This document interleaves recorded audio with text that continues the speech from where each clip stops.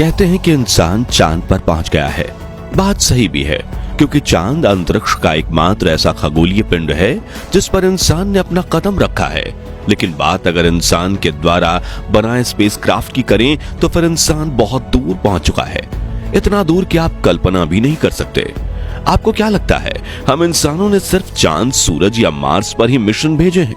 नहीं, अंतरिक्ष की खोज में एक मिशन ऐसा भी लॉन्च किया गया है जो पिछले 47 सालों से अपने सफर पर निकला हुआ है और शायद आने वाले 10 साल और अपने सफर पर कायम रहने वाला है। आप में से काफी लोग समझ गए होंगे कि मैं बात कर रहा हूं स्पेस एक्सप्लोरेशन की हिस्ट्री के सबसे महान मिशन प्रोग्राम वॉयेजर के बारे में। वॉयेजर सिर्फ एक अंतरिक्ष मिशन ही नहीं बल्कि सुदूर ब्रह्मांड को भेजा गया मानवता का संदेश भी है, जिसमें एक रोते हुए बच्चे की आवाज, पक्षियों, हवाओं और लहरों की आवाजें और 55 अलग अलग भाषाओं में अभिवादन एक गोल्ड और तांबे की बनी डिस्क में रिकॉर्ड करके भेजी गई है। 47 साल से 65,000 किलोमीटर प्रति घंटे की रफ्तार से पृथ्वी से दूर जाता हुआ यह स्पेसक्राफ्ट यानी वॉयेजर किसी सभ्यता एलियंस के हाथ लग गया जो शायद इस अनंत ब्रह्मांड में कहीं बसा हुआ है, तो इन ग्रामोफोन रिकॉर्ड के जरिए उन्हें मानवता के होने का और उसके विकास का संदेश मिलेगा। और कल को अगर इंसान पृथ्वी से मिट भी जाए तो इसी गोल्डन रिकॉर्ड से हम मानव जाति को सदैव के लिए इस ब्रह्मांड में अमर रखने में सक्षम हैं।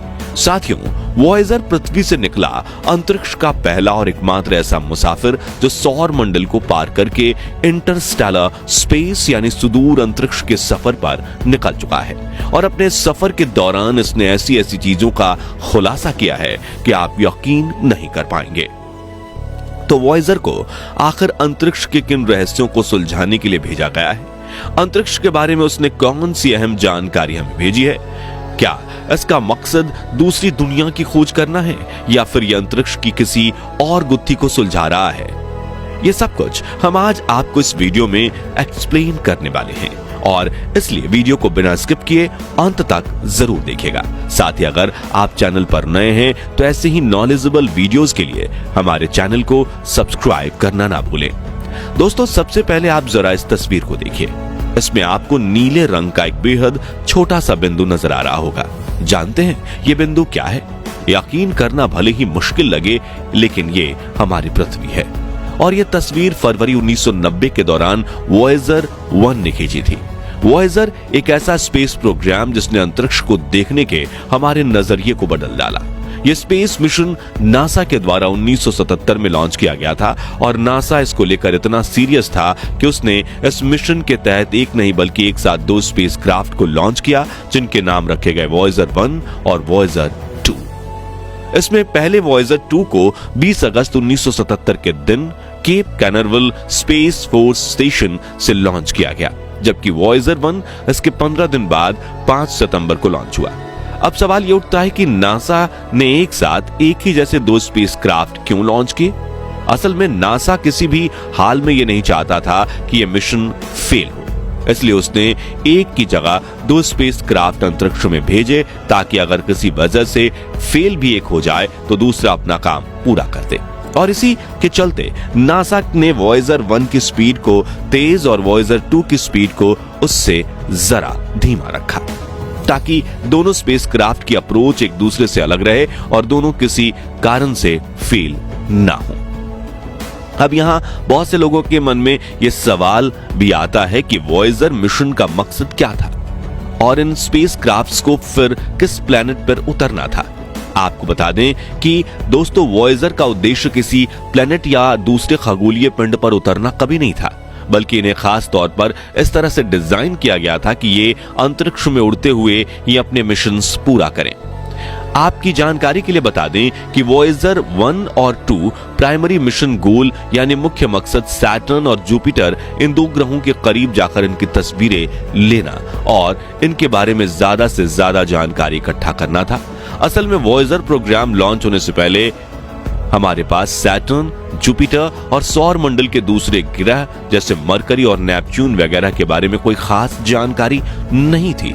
ऐसे में नासा ने वॉयेजर प्रोग्राम का मुख्य उद्देश्य इन ग्रहों इनके चंद्रमाओं और इनके रिंग्स वगैरह की जानकारी इकट्ठा करना रखा।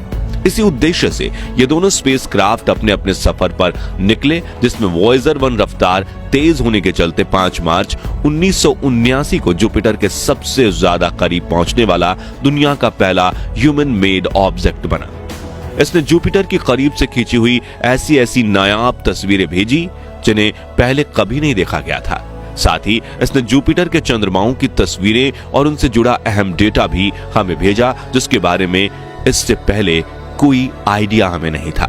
वॉयेजर 2 की बात करें तो वॉयेजर 1 की तुलना में इसको जुपिटर पर पहुंचने में करीब 4 महीने ज्यादा लगे, जिसके चलते 9 जुलाई 1979 के दिन जुपिटर के सबसे ज्यादा करीब से गुजरा और वॉयेजर 1 की तरह इसने भी जुपिटर की कई शानदार तस्वीरें और इस ग्रह से जुड़ा अहम डेटा पृथ्वी पर मौजूद वैज्ञानिकों तक पहुंचाया। जुपिटर के बाद ये सैटर्न पर पहुंचे और यहां भी वॉयेजर 1 ही सबसे पहले पहुंचा। दरअसल वॉयेजर 1 12 नवंबर 1980 के दिन सैटर्न के करीब से गुजरा था, जबकि वॉयेजर 2 को यहां पहुंचने में 9 महीने से ज्यादा का समय लगा और यह स्पेसक्राफ्ट इस ग्रह के करीब से 25 अगस्त 1981 के दिन गुजरा। इन दोनों ही स्पेसक्राफ्ट ने सैटर्न के करीब से इसकी ऐसी ऐसी अद्भुत तस्वीरें हमें भेजी जिससे वैज्ञानिकों की नजर नहीं हट पाए, क्योंकि सैटर्न की शानदार रिंग्स को इतने करीब से देखने का मौका उन्हें पहली बार मिला था। इसके अलावा वॉयेजर की वजह से वैज्ञानिक पहली बार इस ग्रह के चंद्रमाओं को भी पास से देखकर उनका अध्ययन कर पाए। इन चंद्रमाओं में टाइटन चंद्रमा भी शामिल था, जिसे एक समय पर हम इंसान अपना दूसरा घर बनाने के इरादे से देखने लगे थे। सैटर्न तक वॉयेजर 1 और वॉयेजर 2 दोनों का रूट एकदम सेम था, मगर इसके बाद यह बदल गया। वॉयेजर 1 को वैज्ञानिकों ने इंटरस्टेलर स्पेस यानी सुदूर अंतरिक्ष की खोज करने के लिए भेज दिया, जबकि दूसरी तरफ वॉयेजर 2 ने सौर मंडल के बाकी ग्रहों के करीब पहुंचना और वहां से उनकी तस्वीरें भेजना जारी रखा। सैटर्न के बाद साल 1986 में यूरेनस के करीब से गुजरा और इस ग्रह की तस्वीर हमें भेजी। यह पहली बार था जब इंसानों द्वारा बनाया गया कोई ऑब्जेक्ट यूरेनस के इतना करीब पहुंचा। वॉयेजर 2 ने यूरेनस से जुड़ी बहुत सारी ऐसी जानकारी हमें पहुंचाई जो हमारे पास नहीं थी। यूरेनस के बाद साल 1989 में ये हमारे सौर मंडल के दूसरे आइस जायंट नेपच्यून के करीब से गुजरा और दूसरे ग्रहों की तरह ये इस ग्रह के इतना करीब पहुंचने वाला दुनिया का पहला मैन मेड ऑब्जेक्ट बन गया। वॉयेजर 2 ने नेपच्यून के करीब से ली तस्वीरें हमें धरती पर भेजी और उन तस्वीरों को देखकर पहली बार हमें यह पता चला कि नेपच्यून का भी अपना एक रिंग सिस्टम है और उसके चारों तरफ 6 पतली पतले रिंग्स मौजूद हैं। नेपच्यून के बाद वॉयेजर 1 की तरफ वॉयेजर 2 भी इंटरस्टेलर स्पेस में एक कभी ना खत्म होने वाले सफर की तरफ बढ़ गया। अब यहाँ वॉयेजर 1 की बात करें तो सैटर्न को अलविदा कहने के बाद ये 65,000 किलोमीटर प्रति घंटे की रफ्तार से लगातार इंटरस्टेलर स्पेस में बढ़ रहा था। इस दौरान इसने कई बार स्पेस में पीछे मुड़कर पृथ्वी को देखा और इसकी तस्वीरें ली। आखिरी बार इसने पृथ्वी को 14 फरवरी 1990 के दिन देखा और एक लास्ट बार हमें तस्वीर खींचकर भेजी, जिसमें हमारी पृथ्वी एक छोटे से मामूली बिंदु जैसे नजर आ रही है। 6 बिलियन किलोमीटर दूर से क्लिक की गई इस ऐतिहासिक तस्वीर को पहले ब्लू डॉट के नाम से जाना गया, जिसे क्लिक करने के बाद वॉयेजर 1 ने बैटरी बचाने के लिए अपना कैमरा बंद कर दिया और पृथ्वी को अलविदा कहते हुए गहरे अंधेरे में एक नई दुनिया की तलाश में निकल पड़ा। जानकारी के लिए बता दें कि वॉयेजर 1 अगस्त 2012 में हमारे सौर मंडल की बाउंड्री, जिसे हेलियोपॉज कहा जाता है, उसे पार करके इंटरस्टेलर स्पेस में प्रवेश कर गया था और इस कारनामे को करने वाला यह दुनिया का सबसे पहला स्पेसक्राफ्ट बना। जबकि वॉयेजर 2 को यह मुकाम हासिल करने में 6 साल ज्यादा समय लगा, यानी नवंबर 2018 में इंटरस्टेलर स्पेस में एंटर हुआ था और वॉयेजर 1 की तरह इसने भी नेपच्यून ग्रह को अलविदा कहने के बाद बैटरी बचाने के लिए अपना कैमरा ऑफ कर दिया था।